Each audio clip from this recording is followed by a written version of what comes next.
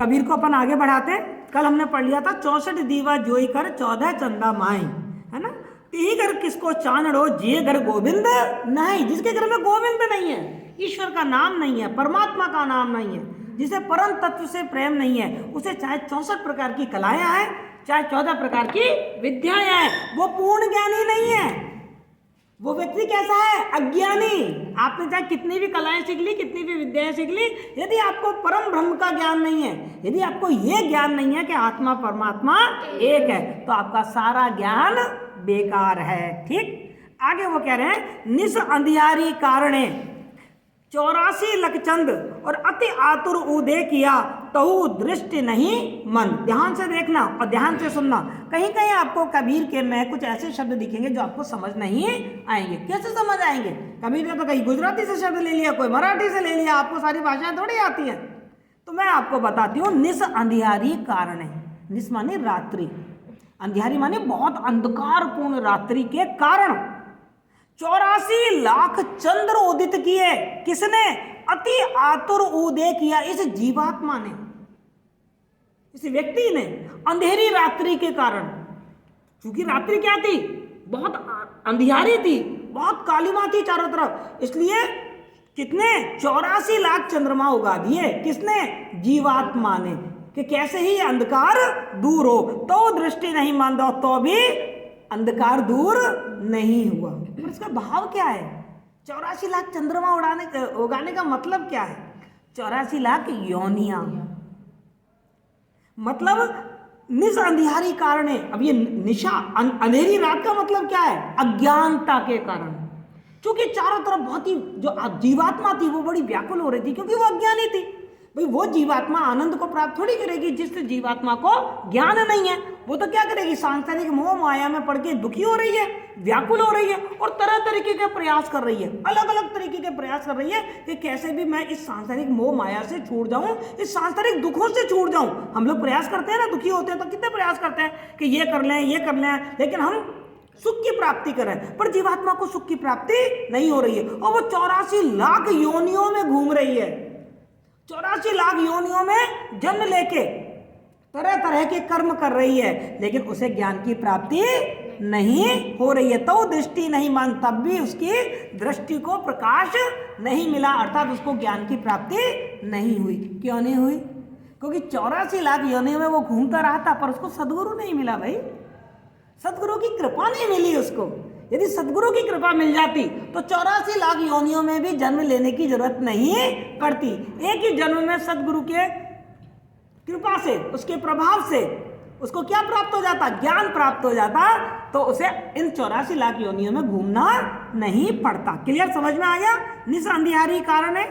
ये जहाँ अंधकार है, मैं बार बार बता रही हूँ कि जब अपन कबीर को पढ़ते हैं तो कुछ शब्दों के अर्थ तो रूढ़ हैं जो आपको समझ ही लेना चाहिए। जब अंधकार की बात आए, जब रात की बात आए, मतलब अज्ञान की बात हो रही है।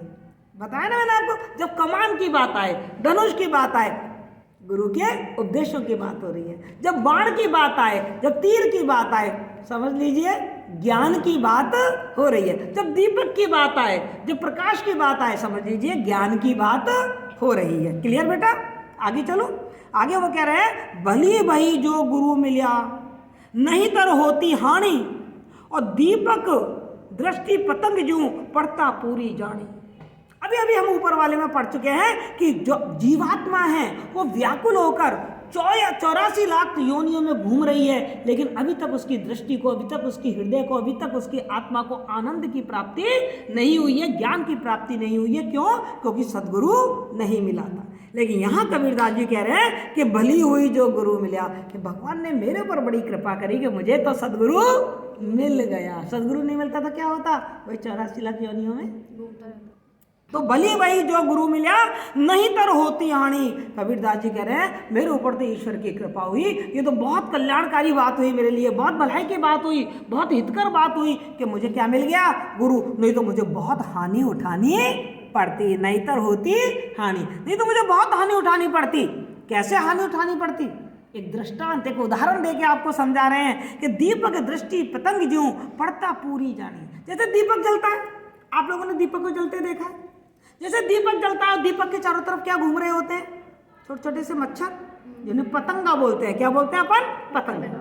तो जब दीपक जलता है तो उसके चारों तरफ पतंगा घूमता रहता है, और पतंगा आपने देखा होगा वो लौ के चारों तरफ भी घूमता है। यानी कि जो पतंगा है वो लौ को ही सब कुछ मानता है। अपने जीवन का लक्ष्य क्या किसको मानता है? लौ को मानता है, और लौ के चारों तरफ एक चक्कर लगाता रहता है, उसकी तरफ ही देखता रहता है। अंत में आपने देखा होगा वो धीरे धीरे पतंगा उसी लौ में जलकर मर जाता है। कहते हैं यदि गुरु नहीं आते मेरे जीवन में तो मैं भी क्या करता, इस सांसारिक मोह माया को ही अपना लक्ष्य बना लेता, और इस सांसारिक मोह माया के तरफ ही आकर्षित रहता, इसी में डूबा रहता, तो फिर मुझे ज्ञान की प्राप्ति कैसे होती? जिस तरीके से पतंगे की हानि हुई, पतंगे ने अपने जीवन को नष्ट कर दिया लौ में जल के, ऐसे ही मैं भी अपने जीवन को इस सांसारिक मोह माया में फंसकर बर्बाद कर देता। तो बहुत ही अच्छा हुआ कि मुझे गुरु मिल गया, तो मैं इतनी बड़ी हानि होने से बच गया। क्लियर बेटा? आगे देखो, सतगुरु बपुरा क्या करे, जे शिष्य ही माहे चूक, अब भावेती हूँ प्रमोद ले, जो वंश बजाई फूक। तुम लोगों पे उंगली उठाई है कबीरदास जी ने, शिष्यों पर उंगली उठाई है। वो कह रहे सतगुरु बपुरा क्या करे, बपुरा मैंने बेचारा, बेचारा सतगुरु क्या करे जब शिष्यों में ही कोई कमी हो। टीचर कितना भी पढ़ा दे, ग्रहण तो तुम लोगों को करना है ना। यदि तुम लोग ग्रहण ना करो तो फिर बताओ मेरा क्या दोष है? अब ईमानदारी से अभी बता दो, इस साल की बात बता दो, मैंने अपनी तरफ से कोई कमी की है? मैं पूरे मन से, लगन से, समर्पण से आपको पढ़ा रही हूँ, नहीं पढ़ा रही हूँ, है ना? तुम्हें फोन कर करके, मैसेज कर करके क्लास में बुलाती हूँ, नहीं बुलाती हूँ? नहीं आते तो तुम्हारे घर पर फोन करती हूँ कि नहीं करती हूँ? तुम नहीं आ पाते हो, छुट्टी भी होती है, संडे के दिन में मैं तुमको वीडियो भेजती हूँ कि नहीं भेजती हूँ? तो सतगुरु बपुरा क्या करे, फिर ये टीचर क्या करे जब शिष्यों में ही खोट हो? तो वही कह रहे हैं कबीरदास जी कि सतगुरु बपुरा क्या करे, जे शिष्य ही माहे चूक, चूक माने कमी। जब शिष्यों के अंदर ही दोष हो तो कितना भी बड़ा सदगुरु हो, वो शिष्य को ज्ञान नहीं दे पाएगा, उसको आनंद की प्राप्ति नहीं हो पाएगी। बहुत सारे शिष्य होते हैं ना ऐसे जो ग्रहण ही नहीं कर पाते। वो कह रहे हैं वो शिष्य क्या करते हैं, भावेत्यु प्रमोद ले, जो वंश बजाई फूक। ऐसे शिष्य क्या करते हैं पता है?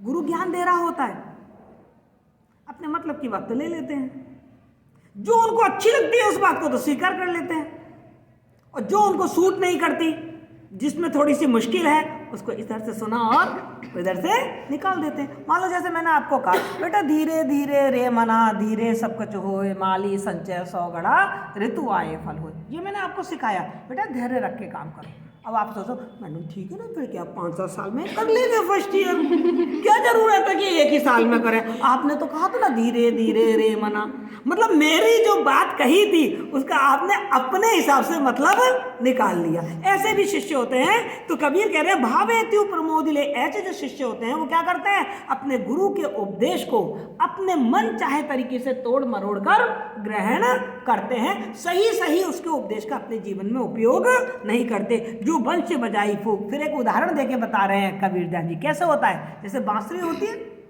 और बांसुरी में आप फूंक मारते हो, फूंक मारते हो तो बांसुरी बजती है। अब हर इंसान अपने अपने तरीके से फूंक मारेगा, उसमें कोई तेजी से मारेगा, कोई धीरे से मारेगा, कोई मधुरता से मारेगा, कोई उसका कोई सा छेद दबाएगा, कोई सा छेद बंद करेगा, तो अलग अलग प्रकार के सुर निकलेंगे नहीं निकलेंगे। ऐसे ही जो शिष्य ऐसे होते हैं, जो दोषी शिष्य होते हैं, जो वास्तव में सिंसियर शिष्य नहीं होते, वो गुरु के उपदेशों के अलग अलग अर्थ निकालते रहते हैं, गुरु के मतलब उपदेश का भी अर्थ का अनर्थ कर देते हैं, कुछ का कुछ बनाकर उसको अपने जीवन में उतार लेते हैं। क्लियर? समझ में आ गया? तो आपको कैसा शिष्य बनना है? आपको कैसा शिष्य बनना है? ऐसा शिष्य बनना है क्या? नहीं, आपको एक काबिल शिष्य बनना है जिसमें कोई दोष ना हो। आगे देखिए क्या कह रहे हैं कबीर, माया दीपक नर पतंग भ्रमी भ्रमी इवे पड़न। अच्छा, ये भ्रमी भ्रमी एक ही शब्द 2 बार आ गया है, अर्थ भी एक है। चलो तुम्हारी सुविधा के लिए बता रही हूं, कौन सा अलंकार हो सकता है? भ्रमी भ्रमी पुनरुक्ति प्रकाश अलंकार। कौन सा अलंकार है? पुनरुक्ति, रिवीजन हो रहा है, मतलब दोबारा से आ रहा है, लेकिन अर्थ एक ही है। तो भ्रम भ्रम में कौन सा अलंकार है? पुनरुक्ति प्रकाश अलंकार। और अभी मैंने आपको जो पढ़ाया, जो वंश बजाई फूक, जो उपमा अलंकार। कौन सा अलंकार है? उपमा अलंकार। और जो मैंने अभी आपको पढ़ाया माया दीपक नर पतंग, जो मैं बोल रही हूं, माया को क्या बता दिया? दीपक। नर माने इंसान, इंसान को क्या बता दिया? पतंगा, रूपक अलंकार। कौन सा अलंकार हो गया? वेरी गुड, बहुत बढ़िया अक्षता। तो माया दीपक नर पतंग भ्रम भ्रम इवे पड़ंत, और कहे कबीर गुरु ज्ञान ते एक आध उबरंत। कबीरदास जी कह रहे हैं दीपक जलता देखा है आपने? ये दुनिया की जो माया है ना, सांसारिक माया, ये दीपक की तरह है, और इंसान इस दीपक के चारों तरफ वो घूमता हुआ पतंगा है, वो कीड़ा है, वो मच्छर है जो उस दीपक की लौ के चारों तरफ घूम रहा है। जैसे वो जो पतंगा कहीं और नहीं जाता। आप देखो, जैसे आप लाइट जलाते हो तो ट्यूबलाइट के आसपास बहुत सारे मच्छर इकट्ठे हो जाते हैं, नहीं जाते, उसे और कोई जगह नहीं मिलती, वो वहीं आता है, रोशनी में आता है। और आपने देखा होगा ट्यूबलाइट पे चिपक कर, बल्ब पे चिपक के मर जाते हैं। सुबह उठो तो ढेर मच्छर मिलेंगे मरे हुए, वो जानते नहीं है कि मैं इसके पास जाऊंगा तो मैं मर जाऊंगा। उसे तो लगता है कि यही जीवन है, यही रोशनी है, यही मेरे जीवन का लक्ष्य है। लेकिन वो जब उसके पास जाता है तो उसमें जलकर मर जाता है। उसे भ्रम है कि यही मेरे जीवन का लक्ष्य, वास्तव में वो उसके जीवन का लक्ष्य नहीं है, वो तो उसकी मौत है। इसी तरीके से जो इंसान है वो भी पतंगे की तरह है, वो भी सांसारिक मोह माया को ही अपने जीवन का लक्ष्य बना लेता है। और जैसे वो पतंगा उस दीपक के चारों तरफ घूमता रहता है और धीरे धीरे उसकी आग की लपट में आके मर जाता है, ऐसे ही मनुष्य भी मोह माया में ही डूबता उतराता रहता है और दुख पाते पाते अंत में मृत्यु को प्राप्त हो जाता है। तो माया दीपक नर पतंग, रूपक अलंकार।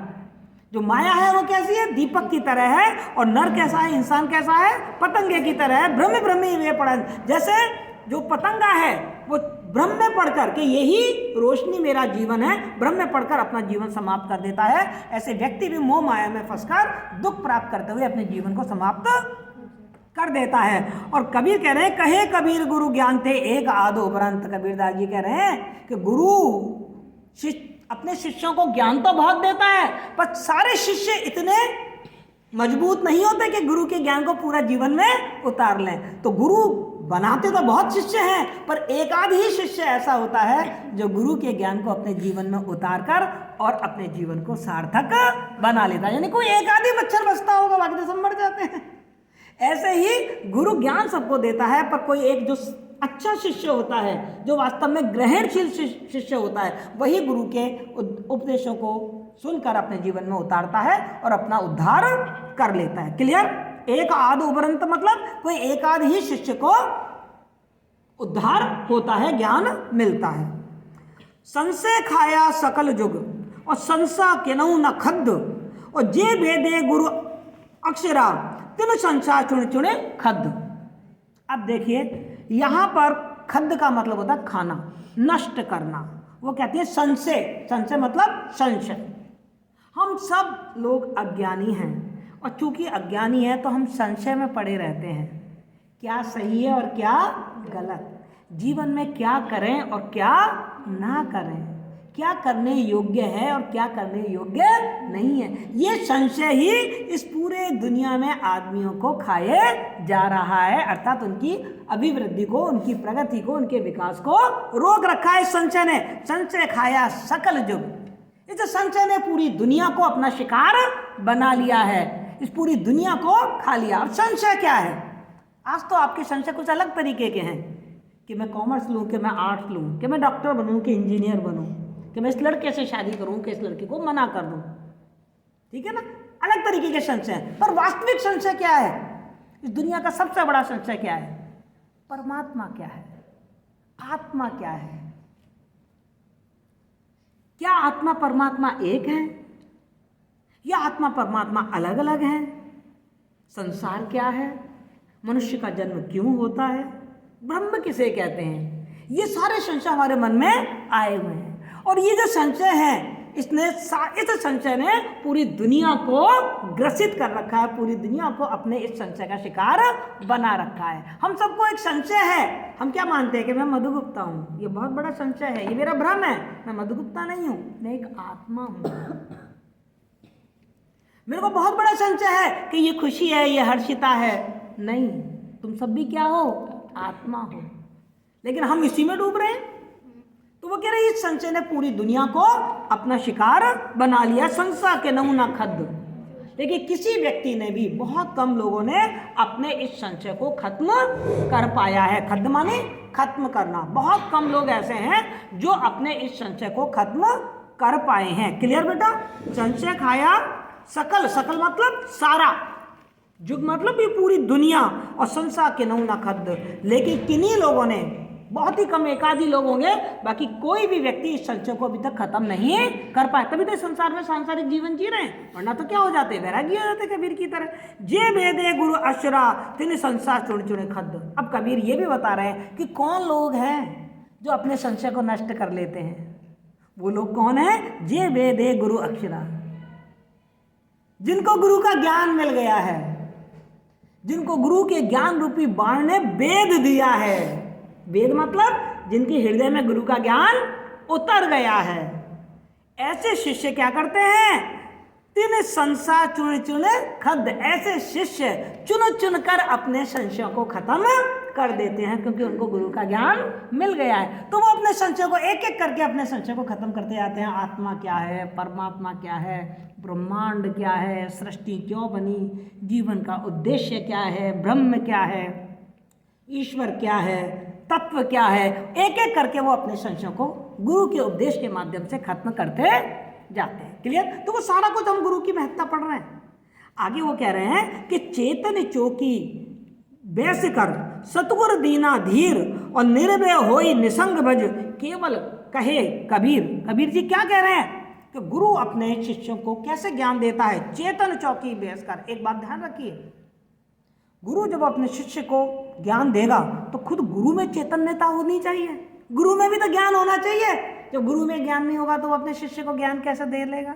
तो मेरा जो गुरु है, कबीर दास जी कह रहे हैं, मेरा जो गुरु है वो तो चैतन्य रहता है, हमेशा चैतन्य अवस्था में रहता है, अर्थात वो बहुत जागरूक है, अर्थात वो पूरा ज्ञानवान है। तो चैतन्य चौकी बैठकर मेरे गुरु ने चैतन्य होकर, चैतन्य स्वरूप होकर, और फिर मुझे क्या दिया? धैर्य दिया। सतगुरु दीना धीर। सतगुरु ने मुझे क्या दिया?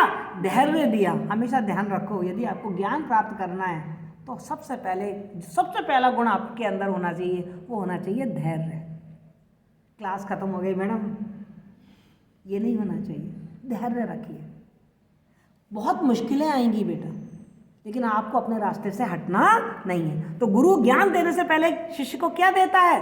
धैर्य देता है, ढांढस बंधाता है, विश्वास बंधाता है। चिंता मत करो, जो मैं बताऊं उस रास्ते पे चलना, तुम्हारे सारे दुख दूर हो जाएंगे। तो सबसे पहले गुरु क्या करता है? शिष्य को धैर्य देता है। तो मेरा जो चैतन्य स्वरूप गुरु है, उसने सबसे पहले क्या किया?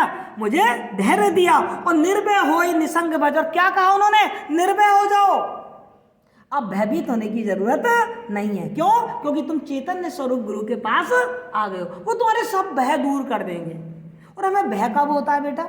जब हम अज्ञानी होते हैं। जब हमको ज्ञान होता है तो हमें डर नहीं लगता। अभी आपको एग्जाम से डर क्यों लगता है? क्योंकि आपने पढ़ा नहीं है, आप अज्ञानी हो, तो आपको एग्जाम से डर लग रहा है। और यदि आप ज्ञानी हो जाओ, आपको सब कुछ आ जाए, आपको एग्जाम से डर लगेगा? कल लेते हो तो आज ले लो। तो भयभीत इंसान कौन सा होता है? जिसके पास ज्ञान नहीं होता, जो अज्ञानी होता है। तो वो कहता है आप निर्भय हो जाओ। गुरु ने शिष्य को सबसे पहले ढांढस दिया, धैर्य बंधाया, और फिर उससे कहा कि अब तुम निर्भय होकर बैठो, निश्चिंत हो जाओ, मैं तुम्हारे सारे भय को दूर कर दूंगा, क्योंकि मैं तुम्हें ज्ञान दूंगा। और क्या हो जाओ? निर्भय होई निसंग, और निसंग हो जाओ। निसंग का मतलब क्या होता है पता है? तटस्थ हो जाओ, कोई अच्छा और कोई बुरा, ये मेरा और ये तेरा। निसंग का मतलब होता है एकदम निष्पक्ष, तटस्थ हो जाओ, इस दुनिया की मोह माया से तटस्थ हो जाओ। ये दो चीजें ले आओ, निर्भय हो जाओ और क्या हो जाओ? निसंग हो जाओ। और फिर क्या करो? परमात्मा का भजन करो। निसंग भजी। परमात्मा का भजन कैसे करना है? एक तो निर्भय होकर परमात्मा का भजन करना, डर के मारे नहीं करना, अरे 100 रुपये का पर्चा चढ़ा दूं, नहीं तो भगवान पाप करेंगे, ये डर नहीं होना चाहिए। यदि ये डर करके आपके भगवान का भजन कर रहे हो तो आप पे भगवान की कृपा नहीं होगी। और एक निसंग होकर भगवान की माला फेर रहे हो और देखना दाल तो नहीं उबल गई, अरे देखना गेट पे कौन आया है। निसंग हो जाओ, तटस्थ हो जाओ, सांसारिक मोह माया से दूर होकर भगवान का क्या करो? भजन करो। केवल कहे कबीर। कबीरदास जी कहते हैं कि गुरु इस तरीके से अपने शिष्य को ज्ञान देते हैं। ये कबीरदास जी ने कहा कि मेरे गुरु ने इस तरीके से मुझे ज्ञान दिया। क्लियर? पहले धैर्य बनाया, फिर मुझे निर्भीक किया कि सारे भयों से मुक्ति पालो। भयभीत होकर तुम ईश्वर की भक्ति नहीं कर सकते, तो भय से मुक्त हो जाओ। और भयभीत क्यों होते हैं? जब हम अज्ञानी होते हैं। और निसंग हो जाओ। निसंग मतलब सांसारिक मोह माया से दूर होकर यदि भगवान का भजन करोगे तो निश्चित रूप से तुमको आनंद की प्राप्ति होगी, मुक्ति की प्राप्ति होगी। आगे चले बेटा। कबीर कह रहे हैं कि सतगुरु मिलिया तो का भया। दोबारा से देखना, तुम लोगों पे फिर उंगली उठाई जा रही है। सतगुरु मिलिया तो क्या भया, जे मन पाड़ी बोल। अरे तुम्हें कोई अच्छा गुरु मिल भी गया तो तुम क्या उखाड़ लोगे? क्या उससे ले लोगे? यदि तुम्हारे अंदर ही कुछ प्राप्त करने की मादा नहीं है। छोटी सी एक कहानी सुना देते हैं इस बात पे। सुकरात का नाम आपने सुना होगा। यूनान के बहुत बड़े दार्शनिक थे सुकरात। उनकी चारों तरफ महिमा फैली हुई थी, तो बहुत सारे व्यक्तियों ने उनकी महिमा सुनी थी। एक व्यक्ति था जो वो अपने आप को बड़ा ज्ञानवान माना करता था कि मैं बहुत ज्ञानी हूं, और उसे सुकरात से बड़ी ईर्ष्या हुई। उनका मन किया एक बार जाके सुकरात की परीक्षा तो ली जाएगी, कितना कितना ज्ञानवान है, चारों तरफ इतना नाम हो रहा है उसका। पहुंच गए वो सुकरात के घर, और सुकरात के पास जाके बोले, गुरुदेव मैं आपसे ज्ञान प्राप्त करने आया हूं। अब जो बेटा पहुंचे हुए गुरु होते हैं ना, उनको तो आपके शब्दों की दरकार नहीं होती, वो तो आपको देखते समझ जाते हैं कि आपके मन में क्या चल रहा है। सुकरात भी समझ गए कि ये शिष्य कुछ अनोखा शिष्य है, ये ज्ञान प्राप्त करने नहीं आया बल्कि मेरी परीक्षा लेने आया। बोले हाँ ज्ञान दूंगा तुमको, पर बैठो बेटा पहले चाय पीते हैं। शिष्य बैठ गया चाय पीने के लिए। अंदर से चाय आई, 2 कप मंगाए गए, एक केटली में चाय आई। सुकरात ने एक कप अपने सामने रखा और एक कप अपने शिष्य के सामने रखा, और केटली में से चाय पलटने लगी। ठीक है, अपने कप में पलटा, और जो शिष्य था उसके कप में चाय पलटते गए पलटते गए पलटते गए। इतनी चाय पलटी कि कप में से चाय फैलने लगी। शिष्य ने कहा, गुरुदेव कप भर चुका है, चाय फैल रही है और आप चाय उड़ेलते जा रहे हैं। बोले मैं भी तो यही कह रहा हूं कि तेरा हृदय तो भरा हुआ है अहंकार से, मैं ज्ञान कहाँ दूंगा यार? जो भी ज्ञान दूंगा वो तो इधर उधर निकल जाएगा। पहले अपने मन को अहंकार से खत्म कर। जब मन खाली होगा ना तभी तो मैं तुझे कुछ दे पाऊंगा। तेरा मन तो अहंकार से भरा हुआ है। तो वही चीज यहाँ पर कबीरदास जी कह रहे हैं। क्या कह रहे हैं कि सतगुरु मिलिया तो का भया, जे मन पाड़ी बोल। यदि तुम्हें सतगुरु मिल भी जाए किसी व्यक्ति को, लेकिन शिष्य भूल पे भूल करता जा रहा है, गलतियों पे गलतियां करता जा रहा है, उसके अंदर देखो एक अच्छा शिष्य कौन होता है, मैं आपको एक बात बता दूं। शिष्य उस व्यक्ति को शिष्य कहते हैं, उस व्यक्ति को शिष्य नहीं कहते जो कॉलेज जा रहा है, स्कूल जा रहा है, आप कहते हो हम स्टूडेंट है। नहीं, शिष्य वो है जिसमें सीखने की जिज्ञासा हो, जिसमें जानने की इच्छा हो, वो शिष्य होता है। अब वो 100 साल का व्यक्ति होता है, यदि उसमें जानने की इच्छा है तो वो भी शिष्य है। जैसे मैं अपने आप को विद्यार्थी ही मानती हूँ, मैं अपने आप को कभी गुरु नहीं मानती, क्योंकि दुनिया में बहुत कुछ है जिससे सीखा जा सकता है। आप देख रहे होंगे 60 साल की उम्र में मैं एडिट कर करके आपको वीडियो भेज रही हूँ, कुछ सीख रही हूँ ना। इस उम्र में भी सीखने की इच्छा है, तो मैं गुरु नहीं हूँ बेटा, मैं क्या हूँ? स्टूडेंट हूँ।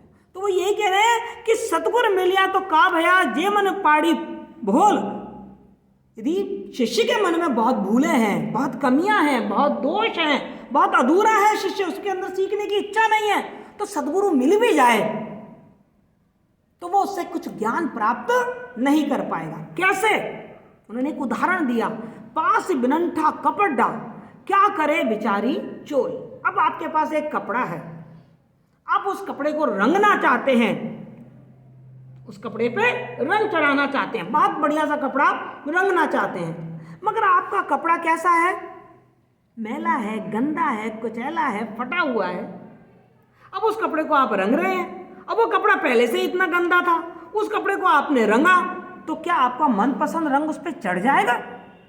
उसमें तो धब्बे धब्बे दिखेंगे ही, क्योंकि वो तो पहले से बहुत गंदा था। फिर आपको कह रहे ये रंगरेज बेकार है, अरे ये रंग खराब है, अरे तूने ढंग से रंगा ही नहीं। तो गलती उस कपड़े में है, न कि रंग में या रंगने वाले में है, नहीं, समझ गए ना, रंगने की प्रक्रिया में गलती नहीं है, मतलब गुरु में कमी नहीं है, कमी कहाँ पर है, उस शिष्य में है जो ज्ञान प्राप्त करने आया है। तो सतगुरु मिलिया तो का भया जे मन पाड़ी बोल, और पास बनंटा कपड़ा का करे बिचारी चोल। वो बिचारी चोल क्या करे, जब कपड़ा ही मैला कुचैला है तो फिर उस पर रंग कैसे अच्छा चढ़ जाएगा। क्लियर बेटा, समझ आ रहा। और ये एक एक चीज देखो ना बेटा, ये केवल पढ़ने की चीज नहीं है, ये आपके पाठ्यक्रम की चीज नहीं है। यदि इन चीजों को आप जीवन में उतार लो ना बेटा, तो मैं सच बता रही हूं, आपका जीवन बहुत सुखी बन सकता है। आज के युग में यही परम आनंद है कि आप ज्ञान प्राप्त करके अपने जीवन को ऐसे जियो कि यदि कष्ट भी कोई आए ना, मुश्किलें भी कोई आए ना, तो बहादुरी से उनको जी सको। और मुश्किलें तो आएंगी, ऐसा थोड़ी जीवन है हमारा। आप सोचोगे मेरे जीवन में कोई दुख नहीं आएगा, आप बोर हो जाओगे यदि जीवन में दुख नहीं आएगा तो। सुखी सुख होगा तो कहेंगे क्या जीवन है ये। जीवन में मजा तो जब आता है जब चैलेंजेस आते हैं, कष्ट आते हैं, दुख आते हैं, और फिर हम अपनी मेहनत करके उन कष्टों पे विजय पा लेते हैं, तो अपन को एक थोड़ा सा अच्छा फील होता है, प्राउड फील होता है, यार मैं कुछ लायक हूँ। तो वो कह रहा है सतगुरु मिलिया तो का भैया जे मन पाड़ी बोल, और पास बनंटा कपड़ा क्या करे बेचारी चोल। आगे क्या कह रहे हैं कवि कि बूढ़े थे पर उबरे। बूढ़े मतलब डूबना, बूढ़े थे, बूढ़े का मतलब यहाँ पे ओल्ड नहीं है, बूढ़े का मतलब है सिंक होना, डूब जाना। बूढ़े थे पर उबरे गुर की लहरी चमक। तो डूब रहे थे भाई, पर डूबते डूबते एकदम उबर गए, ऊपर आ गए। कैसे ऊपर आ गए? गुरु की लहरी चमक, गुरु की लहर, गुरु की लहर आई। हम तो डूब रहे थे इस भव सागर में, इस दुनिया के सागर में हम तो डूब रहे थे, लेकिन अचानक हमारा उद्धार हो गया। क्यों उद्धार हो गया? क्योंकि हमको गुरु की कृपा रूपी लहर मिल गई। अब आगे उदाहरण देके कह रहे हैं वो कि बेहरा देखा जर्जरा उतर पड़े फन। कारण बताया उन्होंने कि हम तो डूब रहे थे, उबर कैसे गए। आप किसी नदी को पार कर रहे हैं, आप नाव में बैठ गए। अब आपने देखा कि नाव नदी में चल रही है पर डगमग कर रही है। आपने देखा यार इस नदी में तो ना तो लाइफ जैकेट है, ना इनके पास पतवार है, और यार मोटर लगी हुई है, मोटर के लिए पेट्रोल भी नहीं है। ईमानदार से बताओ आप क्या करोगे? उस नाव को छोड़ोगे या नहीं छोड़ोगे? तुरंत उस नाव से उतर जाओगे? ना ना भैया हम इस नाव में नहीं बैठेंगे, तेरी नाव में तो कुछ है ही नहीं, डूबो दोगे तुम तो वो कह रहे हैं कि बेड़ा देखा जर्जरा उतर पड़े फरंग। हमने जब बेड़ा देखा, जहाज देखा कि वो तो जर्जर है, हम तुरंत उस जहाज पे से नीचे उतर गए, इसलिए हमारा उद्धार हो गया। अब आपके मन में एक प्रश्न आ रहा होगा कि ये बेड़ा किसको कहा गया है? क्या जहाज? ये आडंबर, कर्मकांड रूपी आडंबरों के बल पर हम चाह रहे थे कि हमारा उद्धार हो जाएगा, ईश्वर को प्राप्त हम कर लेंगे। क्योंकि जैसे ही हमारे गुरु का लहर, गुरु की कृपा, गुरु का ज्ञान हमको मिला कि इन कर्म कांडों से, छापे तिलक लगाने से, माला फेरने से, तीर्थ यात्रा करने से आपको परम ब्रह्म का ज्ञान नहीं होगा। हमने तुरंत वो कर्मकांड और रूढ़िवादिता, वो अंधविश्वास, पाखंड करना छोड़ दिया और हम उबर गए, उद्धार हो गया, क्योंकि हमने गुरु के ज्ञान को अपने जीवन में उतार लिया। क्लियर? तो यहाँ पे जो जर्जर नाव है, जर्जर का मतलब है टूटी फूटी नाव, जैसे टूटी फूटी नाव डुबो देती है इंसान को, ऐसे ही ये कर्मकांड, अंधविश्वास, ये पाखंड रूपी जो क्रियाकलाप हैं वो हमारा उद्धार नहीं करते, बल्कि हमको क्या करते हैं? और सांसारिक मोह माया में डुबो देते हैं, है ना। आगे देखो, गुरु गोविंद तो एक है, दूजा यहू आकार, आपा मैट जीवत मरे, तो पावे करतार। करतार मतलब ईश्वर। ईश्वर कब मिलेगा आपको? वो कहते हैं गुरु गोविंद तो एक है, गुरु और गोविंद में कोई फर्क नहीं है। गोविंद को पाने का रास्ता भी कौन दिखाता है? गुरु दिखाता है। इसलिए गुरु ही हमारे लिए क्या है? पूज्य है, गोविंद है, दोनों एक है। इवन कई जगह हमको ये भी पढ़ने को कबीरदास जी को मिला है कि गुरु तो गोविंद से भी ऊंचा है। यहाँ कहने का मतलब क्या है उनका कि गुरु गोविंद तो एक है, दूजा यह आकार, आत्मा परमात्मा तो एक है। हम जबरदस्ती आत्मा को अलग और परमात्मा को कुछ और मानते हैं। जैसे मैं बार बार कह रही हूँ, हम सब आत्माएं हैं, लेकिन हम सब ने अपने अपने नाम रख लिए हैं, अपनी अपनी जातियां रख ली हैं, अपने अपने वर्ग बना लिए हैं। वो कहते हैं गुरु गोविंद तो एक है, आत्मा परमात्मा तो एक है, दूजा ये आकार। यदि इन दोनों में हमें भेद महसूस हो रहा है ना कि आत्मा अलग है और परमात्मा अलग है, यदि ये भेद महसूस हो रहा है कि मैं अलग हूँ और राजेश्वरी अलग है, तो ये क्या है? ये मेरा सबसे बड़ा ज्ञान है। मुझे ये ज्ञान होना चाहिए कि मेरे में भी वही आत्मा है और तुम लोगों में भी वही आत्मा है। यदि ये ज्ञान हो जाए तो ईमानदार से बताओ, कभी कोई किसी का बुरा करेगा क्या? और जब कोई किसी का बुरा नहीं करेगा तो उस समाज में कभी अशांति रहेगी क्या? तो उस समाज में सुख और आनंद नहीं होगा। लेकिन इतनी छोटी सी बात किसी को समझ में नहीं आती कि यार मेरे को मार तो दर्द होता है ना, तो दूसरों को मारोगे तो उसको भी तो चोट लगेगी, पर हमारे को मारा तो मेरे को मारा, दूसरे को मारा तो फर्क नहीं पड़ता। तो वो कहते हैं कि गुरु गोविंद तो एक है, आत्मा परमात्मा तो एक है, दूजा यहू आकार। लेकिन हमें इसमें भेद क्यों महसूस होता है? क्योंकि हम इन दोनों को अलग अलग समझते हैं। क्यों अलग अलग समझते हैं? क्योंकि हमारी जीवात्मा ने इस शरीर का चोला पहन लिया। क्योंकि हमारी जीवात्मा ने इस शरीर का चोला पहन लिया, तुम्हारी जीवात्मा ने ये चोला पहन लिया, तुम्हारी जीवात्मा ने ये चोला पहन लिया, और तो सबके नाम अलग अलग हो गए, अलग अलग हो गए। ये रिया हो गई, ये हर्षिता हो गई, सबके नाम अलग अलग हो गए, नहीं हो गए? तो इस चोले ने, इस शारीरिक जो शरीर है, इसने हम सबको अलग अलग कर दिया है। आपा मैटत जीवत मरे। और यदि ये आपा मिट जाए, ये अहंकार मिट जाए कि ये मैं हूं, बल्कि मालूम क्या पड़े, मैं मधु नहीं बल्कि क्या हूं, आत्मा हूं। यदि ये चीज ज्ञान मिल जाए, आपा मैट, मैट मतलब खत्म करना, आपा माने अहंकार। यदि मेरा मैं होने का अहंकार खत्म हो जाए तो जीवत मरे, जीते जी मुझे मोक्ष की प्राप्ति हो जाए। जीवत मरे, देखने में आपको विरोधाभास लग रहा है, ये विरोधाभास अलंकार है। आपको लग रहा होगा जीते जी कैसे मर सकते हैं? जीते जी वो व्यक्ति मरा हुआ होता है जो जिसकी श्वासें तो चल रही हैं, लेकिन जिसे संसार अपनी ओर आकर्षित नहीं कर पा रहा, जो सांसारिक मोह माया में फंसा हुआ नहीं है, जो वैरागी है, जैसे कबीर। ठीक है ना? तो वो कह रहे हैं आपा मैट जीवत मरे तो पावे करता, तो तुमको परम ब्रह्म की प्राप्ति होगी, अन्यथा प्राप्ति नहीं होगी। तो सबसे बड़ी बाधा क्या है ईश्वर को जानने में? अहंकार, कि ये मैं हूं, ये तुम हो। ये जो अंतर हम करते हैं, यही सबसे बड़ी बाधा है कि हम ईश्वर को प्राप्त नहीं कर पाते, परमात्मा को हम पहचान नहीं पाते। क्लियर? कबीर सतगुरु ना मिल्या, रही अधूरी शीश, और स्वांग जति का पहर कर, घर घर मांगे भीख। अब कबीरदास जी ने ये जगह जगह गेरुआ वस्त्र पहन के जो साधु बन के जगह जगह भीख मांगते फिरते हैं ना, उन पर व्यंग्य किया है। क्या किया है? कबीर सतगुरु ना मिला। कबीरदास जी कह रहे हैं ऐसे लोगों को कभी सतगुरु नहीं मिला है। इनकी सीख हमेशा क्या रही है? अधूरी रही है। यदि इनको पूरे अच्छा सदगुरु मिल गया होता और इनकी शिक्षा पूर्ण हो गई होती, यदि इन्हें पूर्ण ज्ञान हो गया होता, तो ये ऐसे घर घर भीख थोड़ी मांगते, ये तो वैरागी होते, सांसारिक मोह माया से दूर होकर अपना जीवन जी रहे होते। जो मिल जाता कच्चा पक्का उसे खा के अपना पेट भर लेते। जंगल में कंदमूल मिले तो कंदमूल खा के अपना पेट भर लेते। मगर ये तो घर घर जाके भीख मांग रहे हैं, आपने देखा होगा। हाँ, अरे आप देखो ना, एक दिन की बात है, बहुत पुरानी बात है। हम लोग गलता जी गए थे, तो वहाँ पे खूब सारे ऐसे ही वही गेरुए वस्त्र पहन के बाबा जी घूम रहे थे। तो थोड़ी देर बाद एक बाबा जी आए, मेरे से कहते 10 रुपये दे दो। क्यों? कि वो पीनी है, कोल्ड ड्रिंक पीनी है। अब बताओ, ये ऐसे वो जो देखने में तो वो बाबा जी लग रहे हैं, गुरु लग रहे हैं, पर क्या वास्तव में उनको पूरी शिक्षा मिली है? क्या वास्तव में उनको कोई सदगुरु मिला है? तो वो कहते हैं कि कबीर सतगुरु ना मिला और रही अधूरी शीश। उनकी शिक्षा भी क्या रह गई है? अधूरी रह गई है। स्वांग जति का पहर कर, स्वांग मतलब वेश बनाकर, चोला पहनकर। जति का मतलब होता है साधुओं का। जति का मतलब क्या है? साधु। साधुओं का उन्होंने चोला पहन रखा है, साधुओं के उन्होंने वस्त्र धारण कर लिए हैं, और वो वस्त्र धारण करके क्या कर रहे हैं? घर घर भीख मांग रहे हैं। तुम लोग भी ध्यान कर लो।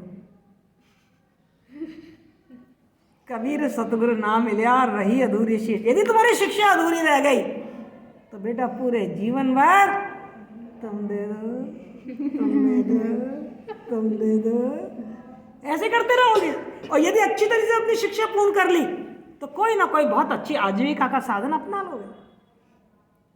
सारे मतलब साधन संपन्न हो जाओगे, फिर तुम्हें किसी से कुछ मांगने की आवश्यकता नहीं पड़ेगी। ठीक है, आगे चले। चलिए, सतगुरु साचा सूर्यवा ताते लोही लोहार और कचड़ी दे कंचन किया ताई लिया तत्सार। आप देख रहे हैं अनुप्रास अलंकार तो खूब है, दृष्टांत अलंकार है, उपमा अलंकार है, अंतरनुप्रास अलंकार है और स्वाभाविक रूप से अलंकारों का प्रयोग हुआ है। जब मैं वीडियो बनाऊंगी तो नीचे आपको अलंकारों के नाम भी लिख दूंगी कि किसमें कौन सा अलंकार है, ठीक है, जिससे आपको याद रहे। सतगुरु साचा सूर्यवा, अब देखो यहाँ पर अनुप्रास अलंकार है या नहीं है, सा सा सा। ताते लोही लोहार, लोही लोहार अनुप्रास अलंकार है या नहीं है। तो सतगुरु को उन्होंने क्या कहा है कि वो सच्चा शूरवीर है। सच्चा शूरवीर किसको बताया, सतगुरु को। मैं पहले भी इस वाली बात को समझा चुकी हूं आपको। शूरवीर का मतलब होता है बहुत अच्छा तीरंदाज, जो बहुत अच्छा तीरंदाज है। और आजकल शूरवीर का अर्थ साहस, बहादुरी, इनके अर्थ में लिया जाता है कि जो मेरा सतगुरु है वो बहुत ही सामर्थ्यवान है। शूरवीर का मतलब क्या है यहाँ पर, बहुत सामर्थ्यवान है, बहुत कुशल है। फिर उन्होंने तुलना करी लोहार से, ताते लोही लोहार। तुमने लोहार को देखा है, लोहार क्या करता है, लोहार की एक धौंकनी होती है, उससे हवा कर करके और आग जलाता है और आग में लोहे को तपाता है। और जब लोहा तप जाता है तो फिर उस पर चोट मार मार के और उससे कोई चीज़ बना लेता है। उसको चपटा बनाना है, लंबा बनाना है, जो भी कुछ करना होता है पहले आग में उसको तपाता है और जैसे ही लोहा पिघलता हुआ लगता है फट वो उस पर चोट मार मार के उसको अपने अनुकूल आकार दे लेता है। ये लोहार का काम होता है। कुछ कुछ काम ऐसा ही टीचर का होता है, टीचर का भी यही काम होता है, गुरु का भी यही काम होता है कि वो अपने शिष्य को क्या करता है, खूब तपाता है। मैं कितना तपाती हूँ आपको, कितनी देर से पढ़ाई जा रही हूँ, तपा रही हूँ ना, डांट लगाती हूँ ना, कुछ काम नहीं करते तो गुस्सा करती हूँ, नहीं करती, तपाती हूँ कि नहीं तपाती हूँ, मम्मी पापा से शिकायत कर देती हूँ, नहीं कर देती हूँ, तपाती हूँ नहीं तपाती हूँ, है ना। तो वो यही कह रहे हैं कि सतगुरु साचा सूरवा ताते लोही लोहार। जो जैसे लोहार लोहे को गर्म करता है और गर्म करके पीट पीट के उसको अपने अनुकूल आकार दे देता है, गुरु भी ऐसा ही करता है। लेकिन लोहार एक काम नहीं कर पाता, वो लोहे को तपाता है और उसको आकार देके जो वस्तु बनाता है वो भी लोहे की होती है। तो गुरु बड़ा गजब काम करता है। गुरु तपाता तो लोहे को है पर लोहे को सोना बना देता है। गुरु क्या करता है, तपाता तो लोहे को है। लोहे का मतलब यहाँ क्या है, शिष्य। शिष्य कौन से शिष्य, जिनमें ज्ञान नहीं है, जो सांसारिक मोह माया से। और जैसे तुम लोग भी तो ज्ञान का मतलब, तुम सांसारिक मोह माया का मतलब ये लोग तुम्हें पढ़ाई में मन नहीं लगता, मन लगता है मूवी देख ले, मन लगता है मोबाइल देख ले, हैं, इसमें डूबे हुए हैं तुम। तो वो कह रहे हैं कि कसनी दे कंचन किया ताई लिया तत्सार। लेकिन गुरु बहुत गजब काम करता है, वो लोहार से भी बड़ा काम करता है। वो क्या करता है कि शिष्य को तपा तपा के उसको तत्व से मिला देता है, यानी कि असली ज्ञान से मिला देता है। यहाँ कंचन का मतलब क्या है, वो लोहे को भी क्या बना देता है, सोना बना देता है। तो लोहा का मतलब अनगढ़ शिष्य, जो भी अज्ञानी है, और कंचन मतलब सोना बनने का मतलब क्या है, ज्ञानी, तथ्यपूर्ण, अपने शिष्य में से बुराइयां तो निकाल देता है और उसमें क्या कर देता है, सद्गुण भर देता है। तभी तो कहते हैं सोना बना दिया। सोना बनाने का मतलब क्या है कि सद्गुणों से परिपूर्ण कर दिया, अर्थात शिष्य को वो सही ज्ञान से, सही तथ्यों से मिला देता। टीचर क्या करता है, ईमानदारी से बताइए।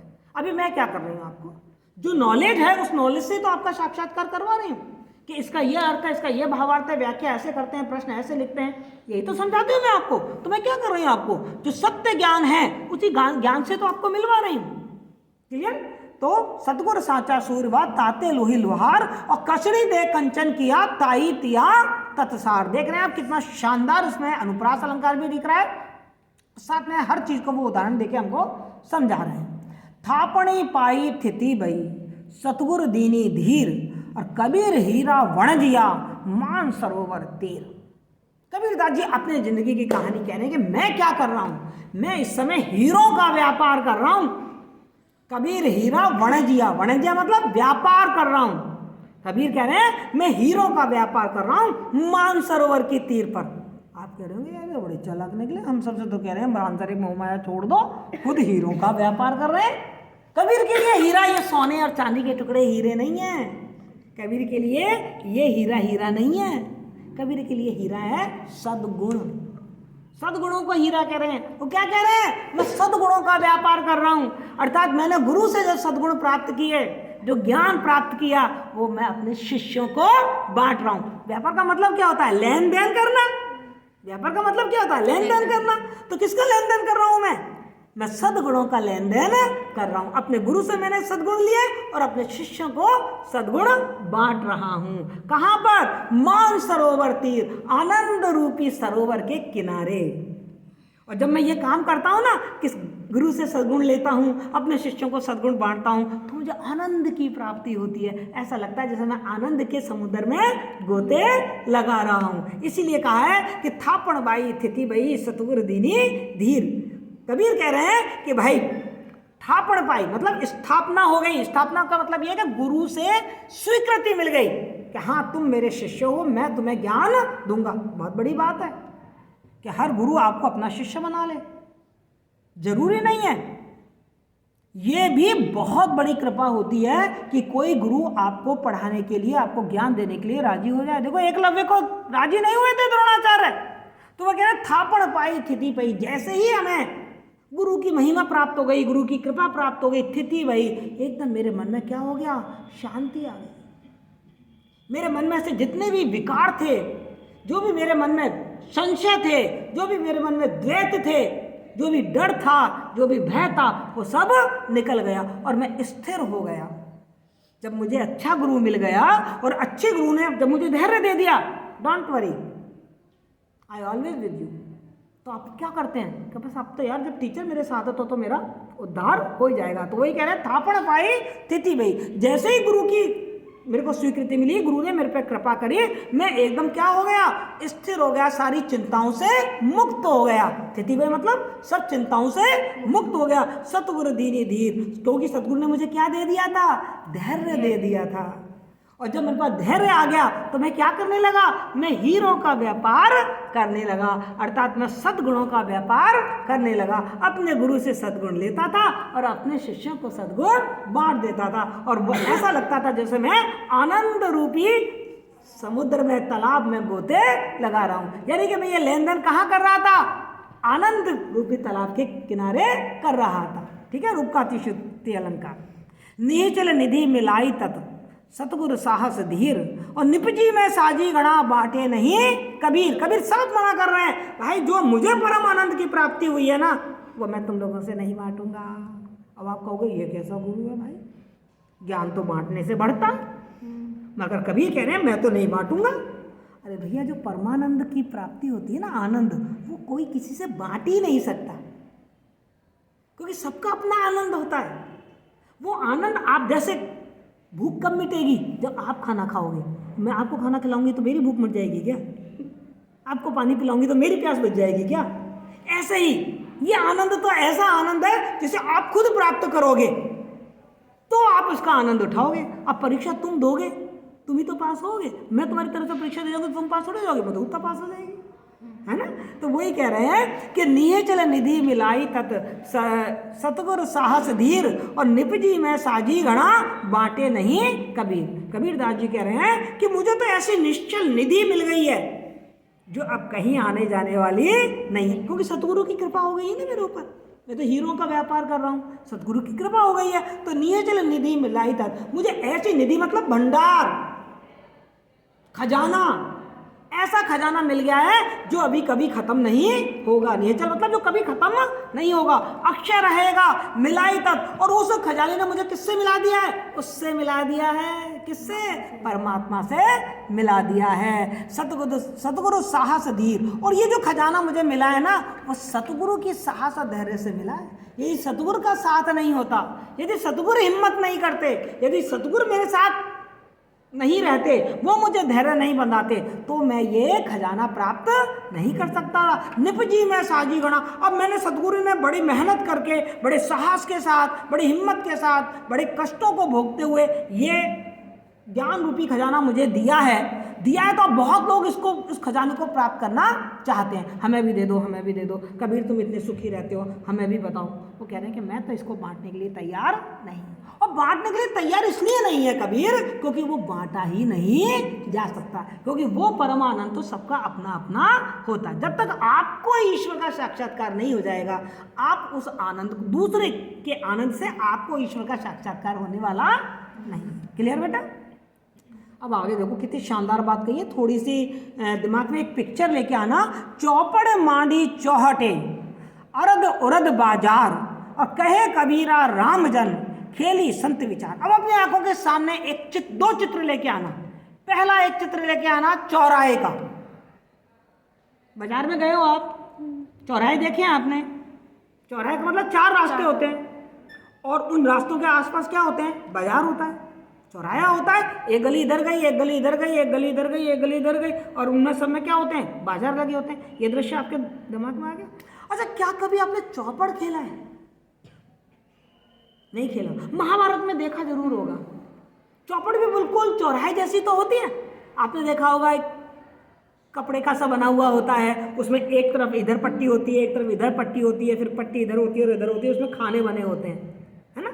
हम चौपड़ कैसे खेलते हैं कि हमारे पास पासा होता है, हम पासे को चलते हैं, उस पासे में जितने अंक आते हैं हमारी गोटियाँ होती हैं, वो गोटियाँ रखी होती हैं, जितने अंक आते हैं हम उसको आगे चलाते हैं। क्या क्लियर हो गया आप? हाँ, just like a ludo, just like a ludo, सांप सीढ़ी जो आप खेलते हैं वो हो गया, है ना? पहले हम चौपड़ खेला करते थे भैया। आज के ज़माने के बच्चे आप लूडो खेलते हो, वो भी लूडो आजकल तो ऑनलाइन खेलते हो भाई आप, और फिर ऑनलाइन खेल के बाद हार जाते हो, फिर परेशान होते नहीं होते? कभी मत खेलना, कभी मत खेलना। घर वालों के साथ ही खेलो। हाँ, घर वालों के साथ खेलो और अपना ऑफलाइन खेलो, ठीक है? तो वो कह रहे चौपड़ माड़ी चौहटे, अरद उरद बाजार। ये जो दुनिया है ना, ये चौपड़ की तरह है। दुनिया क्या है? कई सारे रास्ते हैं, मालूम थोड़ी कौन से रास्ते पे चले। यदि आप चौराहे पे खड़े हो और आपको रास्ता नहीं मालूम, तो आप क्या कहते हैं? इधर जाऊँ कि इधर जाऊँ, किधर जाऊँ, किधर जाऊँ, और चारों तरफ बाजार है और बाजार आपको आकर्षित कर रहा है। ये बाजार किसका प्रतीक है? सांसारिक मोह माया का। आप चौपड़ पे खड़े हो, चारों तरफ बाजार है, बाजार आपको आकर्षित कर रहा है, बाजार आपको आकर्षित कर रहा है, यानी कि आप जीवन की चौपड़ पे खड़े हो। इस दुनिया रूपी चौराहे के जीवन रूपी चौपड़ पे खड़े हो, और चारों तरफ क्या है? बाजार है, यानी कि सांसारिक मोह माया है, वो आपको अपनी ओर आकर्षित कर रही है। इधर आ जाओ, इधर आ जाओ, है ना? मूवी देख लें, मोबाइल देख लें, मस्ती कर लें, पिकनिक पे चले जाएं, है ना? तो चौपड़ माड़ी चौहटे, अरद उरद बाजार, और कहे कबीरा राम जन खेली संत विचार। लेकिन कबीरदास जी कह रहे हैं इस चौपड़ को जो संत लोग खेलते हैं, बहुत ही विचार करके खेलते हैं। यदि बिना विचार के आपने ये चौपड़ खेल लिया तो आप क्या करोगे? हार जाओगे, आपकी गोटी मर जाएगी। अब बहुत ध्यान से अपने पासे चलते हो, और पासे चलने के बाद भी आपको लगता है कौन सी गोटी चलाऊं? 4 गोटियां होती हैं, आपने देखा होगा उसमें भी। फिर आप अपनी गोटियां चलाते हो तो आपको लगता है नहीं, इस गोटी को तो यहीं रहने देता हूँ, इस गोटी को चलाता हूँ। बहुत विचार करके जब आप खेलते हो तभी आप चौपड़ में जीत पाते हो, नहीं तो नहीं जीत पाते। ऐसे ही इस संसार रूपी चौराहे पर ये जीवन रूपी चौपड़ का खेल चल रहा है। यदि हमने सोच विचार के नहीं जिया ना ये जीवन, तो कैसा हो जाएगा? जैसे हार जाते हैं ना चौपड़ में, ऐसे ही हम अपने जीवन को हार जाएंगे। जीवन को हारने का मतलब क्या है? हम असफल हो जाएंगे, हम अपने जीवन के लक्ष्य को और उद्देश्य को प्राप्त नहीं कर पाएंगे। बच्चे, आप सब लोग इस समय चौपड़ पे ही खड़े हो, खड़े हो नहीं चौपड़ पे? कभी लगता है पढ़ लें, कभी लगता है मम्मी पापा कह रहे हैं शादी कर रहे हैं, कर लें, कभी लगता है यार सहेली कह रही है चल यार कोई बिजनेस करेंगे, बिजनेस कर लें, कभी मन करता छोड़ यार सब झंझट, अपन तो ऐसा करते हैं बाबा जी बन जाते हैं, संत बन जाते हैं। कौन से वाले संत? जो भीख मांग के खाते हैं वो बन जाते हैं। आजकल बड़ी कमाई हो रही है इनकी। मतलब आपको बहुत विचार करना पड़ेगा कि आखिर आपको अपने जीवन को कैसे जीना है, तभी आप अपने लक्ष्य को प्राप्त कर पाएंगे। क्लियर बेटा? समझ आया? आगे चलो।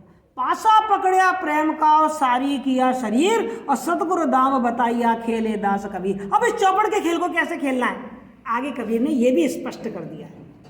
चौपड़ को कैसे खेलना है?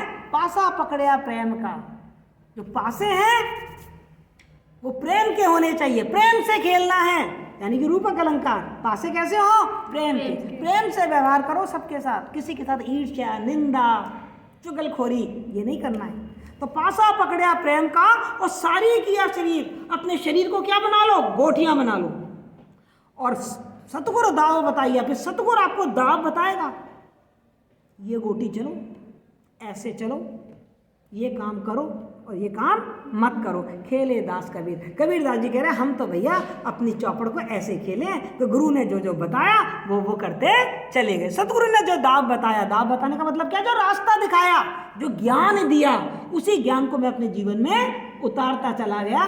मैं तो अपने जीवन की चौपड़ को मैंने तो ऐसे ही खेला है। तो पासा पकड़ा प्रेम का मैंने क्या किया, हमेशा सब लोगों से प्रेम किया।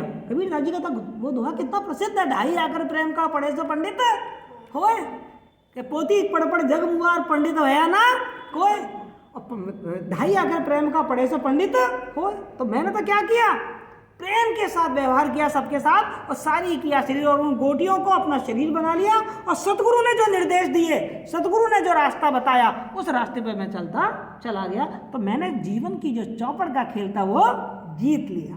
तभी तो हम आज तक पढ़ रहे हैं कबीर को। आपके दादाजी को कोई पढ़ता है क्या इस तरीके से? मेरे दादाजी को भी कोई नहीं पढ़ता है, क्योंकि मेरे दादाजी ने भी चौपड़ का खेल ऐसे नहीं खेला जैसे कबीर ने खेला था। कबीर ने खेला, तभी तो कबीर का जीवन इतना सार्थक हो गया। क्या 800-900 साल बाद भी हम कबीर को पढ़ रहे हैं, और हमें ऐसा लग रहा है जैसे कबीर हमको रास्ता दिखा रहे हैं। ठीक, आगे देखिए। कबीर बादल सतगुरु हमसो रीझ कर, एक कहा प्रसंग, और बरस्या बादल प्रेम का भीज गया सब अंग। अब जब कबीर सतगुरु के बताए अनुसार अपने चौपड़ का खेल खेल रहे हैं, तो ईमानदारी से बताइए ऐसा कौन सा सतगुरु होगा जो अपने शिष्य से खुश नहीं होगा?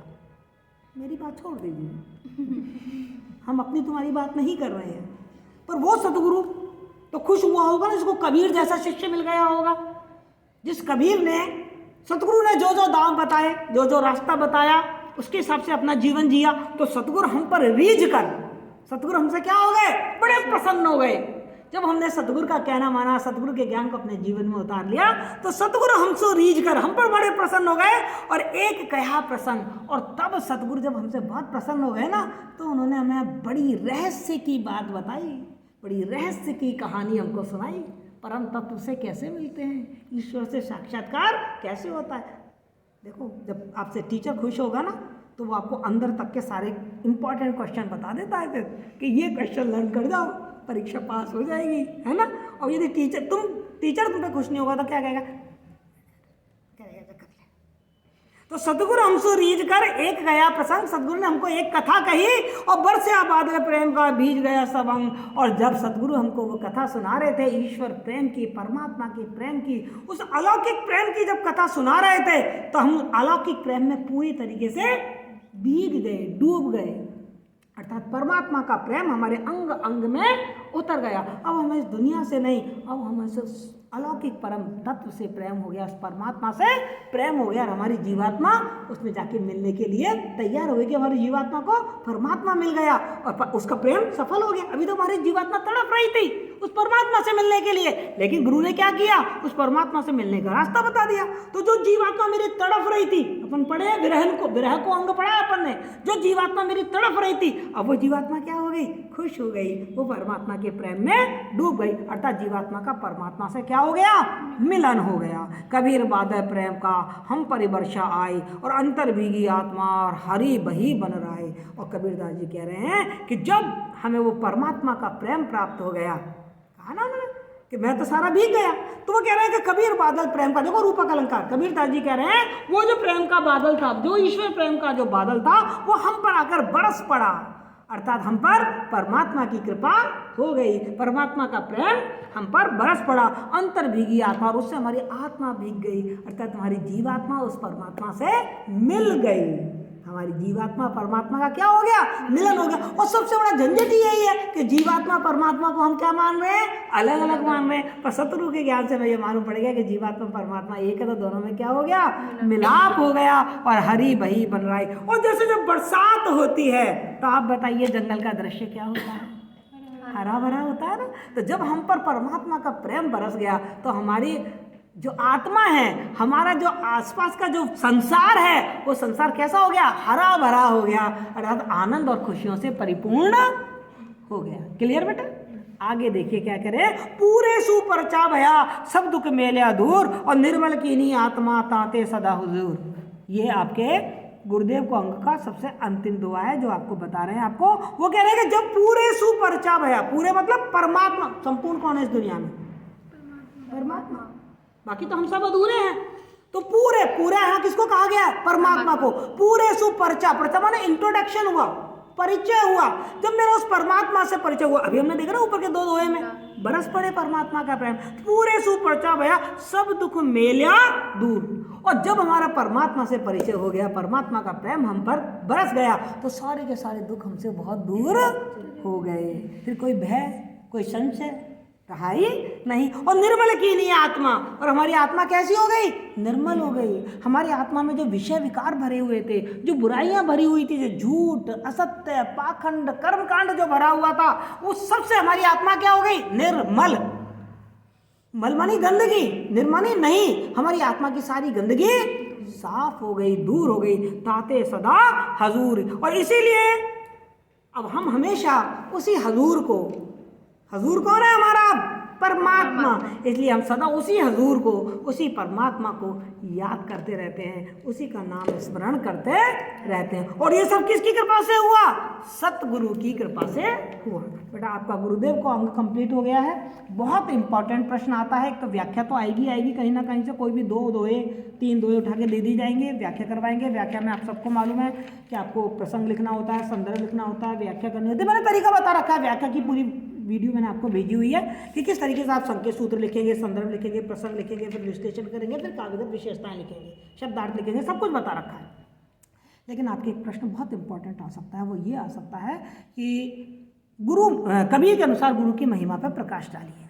तो आपके पास इतने सारे दोहे हैं भाई, इनके भावार्थ आप सबको मालूम है, उदाहरण सबको मालूम है, यही सारी चीज़ें उसमें आपको लिखनी है, गुरु की महत्ता। और जो भी चीज़ में दोहे याद हो जाए, उन दोहों को आप कोटेशन के रूप में काम में लेते जाना, आपका प्रश्न तैयार हो जाएगा। क्लियर बेटा? तो मैं समझूँ आपको समझ में आया है। फिर भी यदि कोई चीज़ समझ में नहीं आई तो एक बार नहीं 10 बार पूछिए, मैं बताऊँगी आपको। ठीक।